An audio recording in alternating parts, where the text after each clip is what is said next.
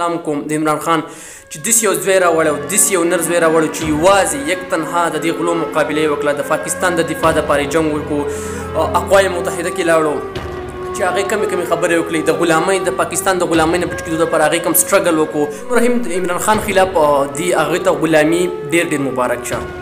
نن چونکې بلیک ډے د عمران خان خلاف چې کوم عدم اعتماد وټو شو هغه کامیاب شو. عمران خان هغه شنن وزیر اعظم پاتې نه شو، خو چونکې زه به دا ووایم هغې مور ته زه سلام کوم د عمران خان چې داسې یو زوی راوړی او داسې یو نر زوی راوړی چې یوازې یک تنها د دې غلو مقابله یې وکړه، د پاکستان د دفاع دپاره یې جنګ وکړو، اقوام متحده کې لاړو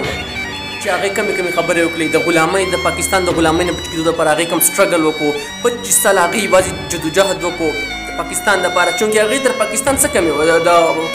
د سیاست ته راتلو هغې څه کمې وه چې په سیاست ته راغلی وې، خو په دې وجه د پاکستان دپاره رالو چې د پاکستان چې کوم تقدیر دی، د پاکستان چې کوم هغه نقشه ده هغه شان بدلې کړي. هغې ته پته وه هغه خو کرکټر پاتې شو، 1992 ورلډ کپ یې ګټلی و، چونکې پهچان ورسره و، پیسه ورسره و، هر څه ورسره و، سیاست کې د هغې څه ضرورت و. خو دا به دنیا په تاریخ کې دا به یاد وساتلی کېږي چې په کم سازشونو باندې عمران خان حکومت ختم شو، کم غله راټول شو، کم په سازش باندې لاړو، دا به په تاریخ کې ولیکلی شي. نن چونکې بلیک ډے ده او زه عمران خان په دې باندې کوم زموږ چې څومره عمران خان اپریشیټ کړو په دې باندې کم دی هغې چې کوم ډټ کر مقابله وکړه د اپوزیشن پارټیانو، هغه موږ ته پته ده. هغې چې کوم د دې غلو خلاف بغیر څه هغه وایي زه د الله نه یېرېږم او زه الله پاک ټرین کړی یم، او ما ته دا هم پته ده عمران خان په خپل هم دا خبره کړې وه چې زه دا خلک نه پرېږدم. مونږ داسې نه ده مطلب چې اوس دا اپوزیشن کې دا راله حکومت راغی جدا به دوی نه. عمران خان چې څوک پر ژوندی هغه مې آخر گیند تک لړونګا، هغه د آخري گیند پورې مقابله کوو. انشاءالله مونږ د عمران خان سره ورسره یو او د مرګه پورې به مونږ د هغې سپورټ کوو، حمایت کوو، ځکه چې هغه د حق دپاره لګی دی، هغه د دې ملک دپاره لګی دی، هغه چې کوم سوچ دی د دې ملک دپاره دی، د دې غریب عوام دپاره دی. چونکې نه چې د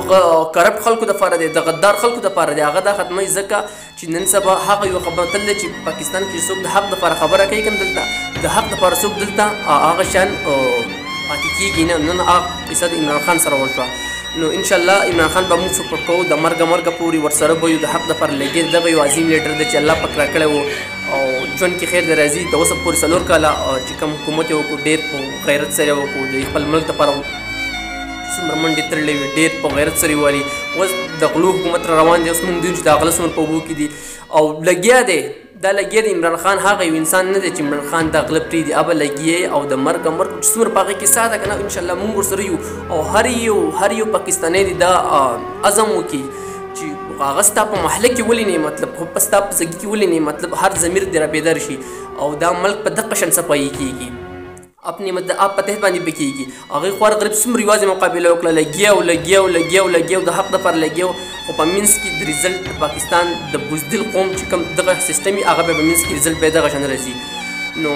ډېر زیات تکلیف ورسېدو او الله دې کي عمران خان دې الله پاک ډېر زندګي ورکړي او الله دې پاکستان باندې بیا هم د هغې حکمراني راولي. چونکې زموږ دعاګانې ورسره د ټول پاکستان نه چې څومره ورایل دي د هغو دعاګانې ورسره دي او ډېر خلک یې خوښوي او ډېر یو عزت نر لیډر دی. نو انشاءالله بیا به هم راځي، بیا به هم سپورټ کوو د خیره سره او د غرو خلاف په چرته هم نه ودرېږو، د کرپټ خلکو خلاف دې مقابله به کوو انشاءالله او د ملک د غلامۍ نه زده او دې خلکو ته به دا حکومت چرته هم نه پرېږدو. نو دغه یو پیغام مې ویډیو ټولوله مزم نه راکوله، ډېر زیات مې زړه خفه دی چې دا رزلټ مې واورېدو. نو بس الله پاک دې زموږ په ملک کې امن راولي او الله پاک دې زموږ په ملک کې هغه لیډر راولي چې هغه د ملک دپاره سوچ کوي، هغه د دې ملک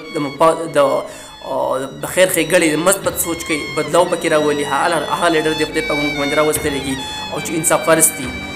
نو الله دې کي چې هم دغه شان وشي